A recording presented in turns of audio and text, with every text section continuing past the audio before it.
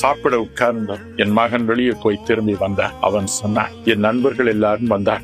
ஏஞ்சலுடைய நினைவு கூட்டம் ஒன்றிற்கு ஏற்பாடு செய்ய நான் போயிருந்தேன். எல்லா ஏற்பாடுகளையும் செய்து கொண்டிருந்தேன். என் நண்பர்கள் எல்லாம் வந்தார்கள். அவருடைய தங்கச்சிமார்கள் எல்லாம் கூட வந்தார்கள். என் உள்ளம் தடுமாறியது. ஏன் என் தங்கச்சியை மட்டும் இயேசு எடுத்துக்கொண்டார்? எனக்கு வேற யாருமே இல்லையே. அம்மா, நீங்களும் அன்று இறந்து போயிருந்தால் நான் அனாதையாகி போயிருப்பேன்.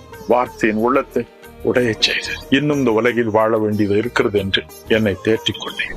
என் மகள் இந்த உலகை விட்டு போன பிறகு அவளுடைய நாட்குறிப்பேட்டில் இவ்வாறு எழுதியிருந்தார், இந்த உலகில் நான் விரும்பும் எல்லாவற்றை பார்க்கிலும் அதிகமாய் விரும்புவது என் தகப்பனாருடைய முத்தங்களை தான். ஒவ்வொரு நாளும் ஸ்கூலுக்கு போகும் பொழுது என்னிடம் வருவாள், வந்த பிறகு வருவாள், காலையில் எழுந்தவுடன் வருவாள். அவளை கட்டி தழுவி முத்தமிடுவேன். இப்படிப்பட்ட கூட்டங்களை முடித்து போகும் பொழுது விமான நிலையத்தில் வந்து நிற்பாள். படிப்பின் நிமித்தம் அவளை கூட்டி வர முடியாது. அனைத்து முத்தமிடுவேன்.